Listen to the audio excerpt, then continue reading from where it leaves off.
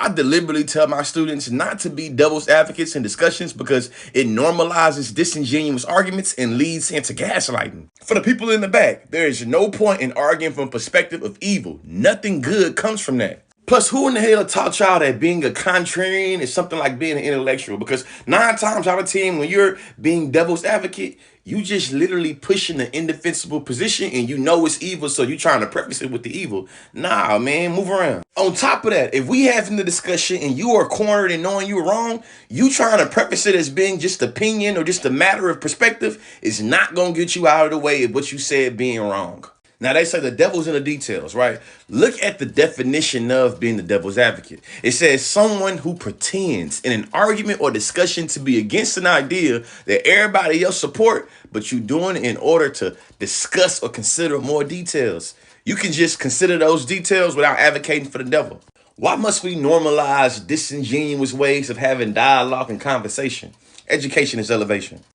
As a Hall of Fame college policy debater, I like to provide a little bit of pushback from this idea right here. Lemire Cooper says, I was told that if you couldn't make an argument for both sides of a conflict, your opinion was no good for either side. This is a sentiment in policy debate known as Swiss side debate, and it's one that I made a career off of arguing against. Peep game, I recognize on the surface level, the logic of you being able to argue both sides makes you a well-rounded advocate is one that is easily believable. But when you go past the surface and we start talking about power, domination, oppression, it's not as applicable as you think it is. Think about it. If you can't make an argument for both sides of a conflict, your opinion is no good for either side. That doesn't hold up if I say slavery is bad. You mean that I have to make an argument, a sound one about how slavery is good for you to understand my side of advocating how it's bad? Poverty and hunger is bad. You saying that I have to understand both sides and make an argument how poverty and hunger is good for you to see me as a good advocate against poverty and hunger? That makes no sense. It's very circular as well, you see. Contrary to popular belief, you can get to different levels of argumentation and better develop your argument without advocating for the devil. For the people in the back, peep game, peep game, peep game. You can figure out the holes in your arguments and things you should consider and you can consider without advocating for the devil. Stating this simplistically, I don't think being a devil's advocate has cornered the market on being a contrarian. I just don't think that.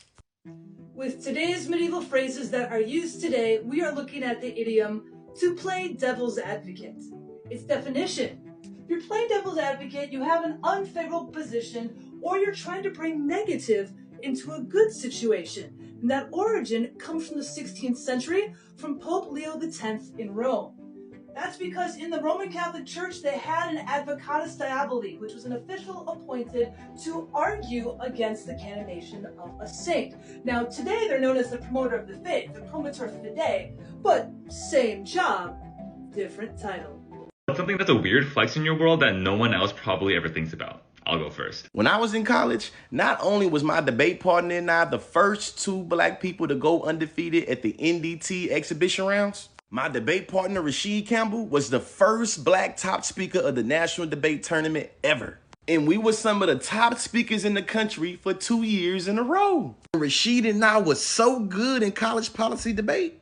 We're ranked 13 in the decade as a partnership, and we're both ranked in top 20 as individuals through the decade as debaters. And what happened was, after I finished my career as a debater, you see all them trophies, I won an assistant director of debate award and a national championship as the assistant director and coach in the same year. Weird flex, I know, but if you ask about me and my debate partner in the debate streets, they know about us. And our constructive speeches, we rapped and did poetry, and then the rebuttals, oh, we backed up those arguments, baby. Good times, man, good times. The Devil's Advocate, officially known as the Promoter of the Faith, or Promoter Fidei, was appointed to challenge the evidence supporting the canonization of a potential saint within the Catholic Church. The Devil's Advocate's role was to rigorously scrutinize the life, virtues, and miracles attributed to the candidate. By presenting counter-arguments, they aim to ensure a thorough and unbiased evaluation. Pope John Paul II reduced the power and changed the role of the office in 1983. In cases of controversy, the Vatican may still seek to solicit the testimony of critics of a candidate for canonization. One notable example of this was in 2003, when author Christopher Hitchens, an atheist and outspoken critic of Mother Teresa, was interviewed as part of her beatification hearings. Don't be a devil's advocate. A devil's advocate is a person who feigns the impartiality of a judge, but distances himself by arguing the case like a lawyer. It's a form of intellectual cowardice, and a way to hide behind a position, which, if disproven, has no implications. If you believe something, say it, and if the evidence seems to disprove your position, have the courage to follow the evidence. Uncle Cheese Belcourt, 17. Top shortage name and general justification. The top is about sexual position as this means to be completely.